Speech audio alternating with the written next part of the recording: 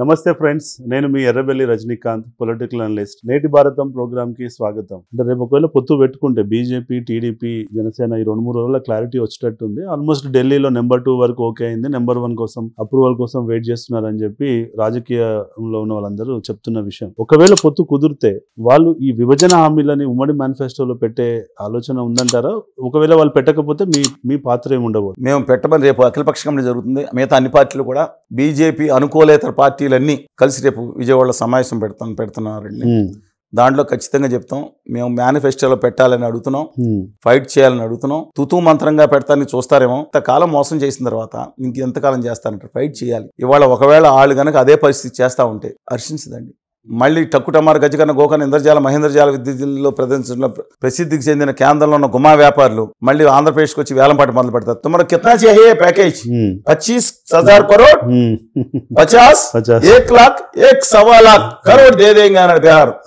ఇవాళ అన్ని 8 ఏళ్ళు అయింది. దాని లోపల అమలైంది 500 కోట్లు ఉందో కూడా తెలియదండి నాకు. మళ్ళీ ఆంధ్రప్రదేశ్కి వచ్చి ఈసారి ఒరిజినల్గా అంటే వీళ్ళకి షుగర్ కోటింగ్ మొదలు పెడతారు. మనం ఏం చేయలేమండి, వాళ్ళ ఆ పార్టీలో ఉన్నాం కదా అని షుగర్ కోటింగ్ ఎంతో కొంత ఇచ్చింది తీసుకోవాలి. షుగర్ కోటింగ్ భావితరాలను నాశనం చేశారండి.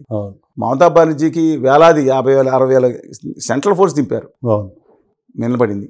నవీన్ పట్నాయక్ పోనీ ఆవిడ ఫైట్ చేయాలి. నవీన్ పట్నాయక్ గారు ఉన్నారు, చాలా జెంటిల్మెన్ అండి. ఆయన గురించి ఒక మాట నేను చెప్పాలి. ఆయనకి ముఖ్యమంత్రి అయ్యేనాటికి ఒడియా భాష రాదు. వాళ్ళ అమ్మగారు జ్ఞాన్ గారు అని ఆవిడ పంజాబీ, ఆవిడ Born and brought up in Delhi. వాళ్ళు తెలుసు కదండి, గ్రేటెస్ట్ హీరోస్, అన్సంగ్ హీరోస్ అనుకుంటా. వాళ్ళు వెళ్ళి కాశ్మీర్లోకి వెళ్ళి మన సైనికులను కాపాడతాం, ఇందిరాగాంధీని 1962లో తీసుకురావటం, అవతల Indonesia president Kanchi Dakota flight, అది డకోటా అని పేరు కాదండి, ఫ్లైటే డకోటా, మనం ఆ డకోటా అంటూ ఉంటాం. అక్కడ ఫ్లైట్ వెళ్ళి తీసుకొచ్చి వాళ్ళ మెగావతి సుకర్ణ పుత్రుడి పేరు కూడా ఆయనే చెప్పెట్టాడు, బిజు పెట్టిన కలకుమార్.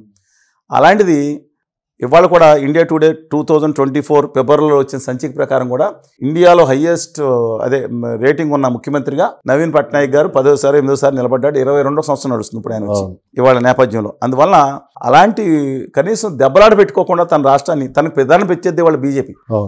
అయినా సరే ఆ విధంగా కూడా చేయకుండా, లేకపోతే మా దక్షిణామూర్తి గారు అబ్బాయి తెలుగు బిడ్డ స్టాలిన్ గారు చేస్తున్న విధంగా, లేకపోతే మిగతా వాళ్ళు చేస్తున్న విధంగా ఎందుకని కాళ్ళబేరానికి వెళ్తున్నారు నాకు అర్థం కాదండి. వీళ్ళందరూ కనీసం తెలుగు జాతి ఆత్మగౌరవాన్ని ఆ ఇంజెక్షన్ వ్యాక్సిన్ వేసిన తర్వాత మారుతారేమోనని చెప్పి నేను పాజిటివ్గా వారిని కోరుకుంటున్నాను.